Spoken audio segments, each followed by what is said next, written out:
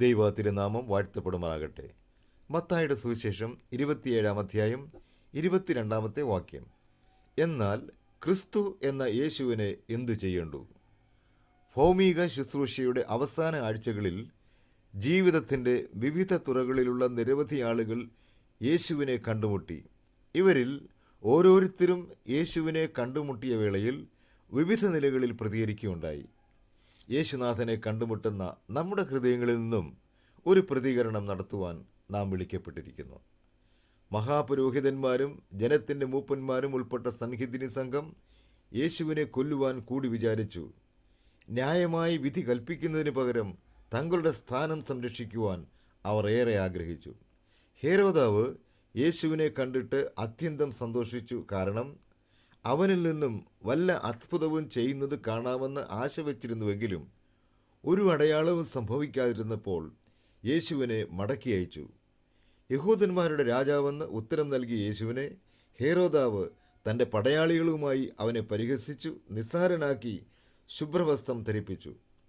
ചില ദിവസങ്ങൾക്ക് മുമ്പ് ദാവീദ് പുത്രൻ ഹോശന്ന, കർത്താവിൻ്റെ നാമത്തിൽ വരുന്നവൻ വാഴ്ത്തപ്പെട്ടവൻ, അത്യുന്നതങ്ങളിൽ ഹോശന്ന എന്ന് ആർത്ത് വിളിച്ചവരിൽ ചിലരെങ്കിലും ചഞ്ചലമായ ആൾക്കൂട്ടത്തിൽ നിന്നും വിളിച്ചു പറയുകയാണ്, അവനെ ക്രൂശിക്കുക, അവനെ ക്രൂശിക്കുക.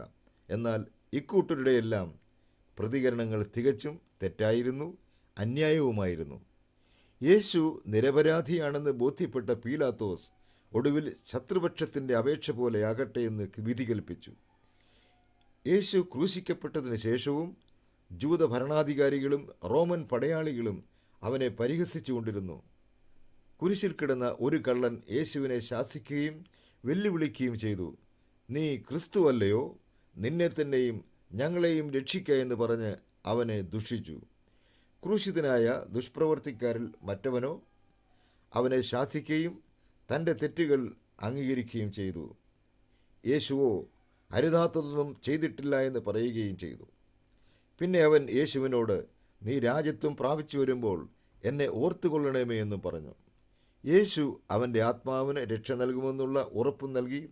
യേശുവിൻ്റെ ക്രൂശുമരണത്തിന് തൊട്ടു മുമ്പ് ക്രിസ്തുവിനെ കണ്ടുമുട്ടിയ ആളുകളിൽ പശ്ചാത്തപിച്ച കള്ളൻ മാത്രമാണ് ശരിയായ പ്രതികരണം നൽകിയത്.